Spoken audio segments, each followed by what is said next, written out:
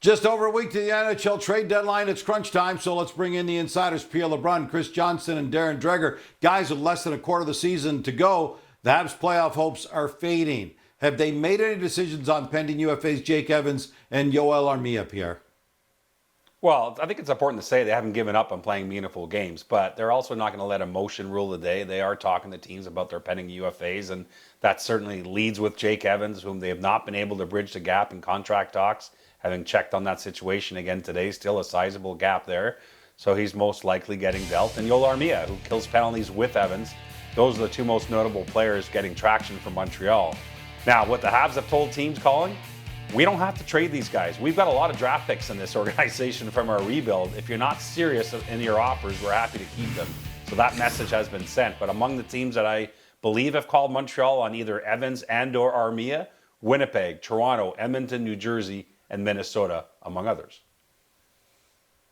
Yeah, and look, it makes sense that Winnipeg would check in, right, fellas? I mean, Yoel Armia, for starters, is a former Winnipeg Jet. They know him, and they like that type of player. He can be a bottom six guy. He can play in their top six if somebody gets injured. But that's the type of player, and I would include Evans as well, that Winnipeg is more interested in depth guys. Yes, Kevin Shoveldayoff is making his calls on bigger pieces, and the reality is that the market hasn't truly been defined yet. But I think there's also an appreciation for what the Winnipeg Jets have accomplished to this point of the regular season, and this group has earned its opportunity to make its run. So I see Winnipeg adding a forward, maybe a defenseman, but more on the side of depth as opposed to a bigger splash.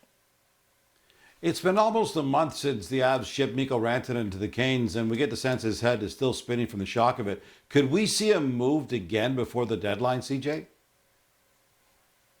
Well, this hour, that still remains to be seen. And a big reason as to why is Carolina is still waiting for a decision from Mikko Rantanen if he will engage with them on extension talks. And what I can tell you is that some point in the next few days, perhaps by the end of the weekend, Rantanen's camp is expected to formally indicate to the Hurricanes where they want to go next. Obviously, if the answer is they don't want to engage in talks at this time, then he's got to live with whatever happens. And on that side of the ledger, the Hurricanes have been talking to a number of teams. What they've told them so far, we do not intend to trade this player. We will circle back if that changes. But at this point in time, Carolina is not, talking trade in a serious way with the other teams. They have to figure out where Rantanen's head's at in the first place. All right. Over the next few days, we can expect general managers across the league to start sitting guys that they try to move at this point. Could the Bruins get caught paying the price for not making that move soon enough, CJ? Well, they're now in a tough spot with Trent Frederic, who's officially week to week with what is a lower body injury for him. But the feeling still is that this is a player they're going to be able to move. It's a pending UFA that the Bruins have had a lot of interest in. And I think some of the teams calling here are going to know how many weeks is week to week, because we have seen in the past players have been traded and put right on to LTIR. And so we'll see if that is potentially an option for Frederic. But whichever way it falls, it's not believed certainly to be a season-ending injury. And the Bruins do believe that this is a player they still could move if that's the direction they go by next Friday. Sabres are dead last in the conference, so it's no surprise that the Vultures are circling right now. What's the talk out of Buffalo, Drex?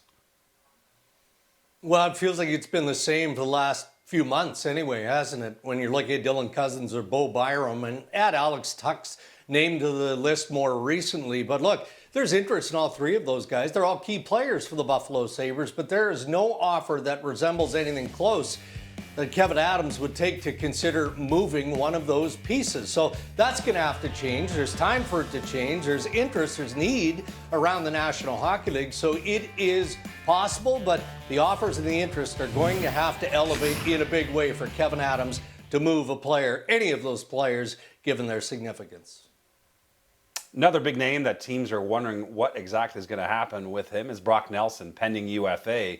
And he's kind of holding up a lot of things. There's so many teams looking at center help. He's one of the big names. But there's still no clear indication from the New York Islanders that Brock Nelson will actually be made available. Part of that is I think the Islanders are still hoping to try and re-sign him, and that's not been resolved one way or another. Now, I did have the chance to speak with Isles GM Lou Lamoriello on this day. You know he's going to keep things close to his vest. When I asked him about Nelson, he said, all I will say is that he's an Islander, and he's certainly an integral part of our team, end quote. But I think part of that is, again, I think he's trying to sign him. The one thing Lamoriello did concede is when I asked him about not always trading pending UFAs in the past and other cases on other teams, And Lamoriello said, yes, that is part of his history, but he didn't tip his hand either way as to what that might mean for Brock Nelson. As expected. Things are starting to heat up on the trade front. Our insiders, Pia LeBrun, Chris Johnson, and Darren Dreger will have constant updates across all of our TSN platforms.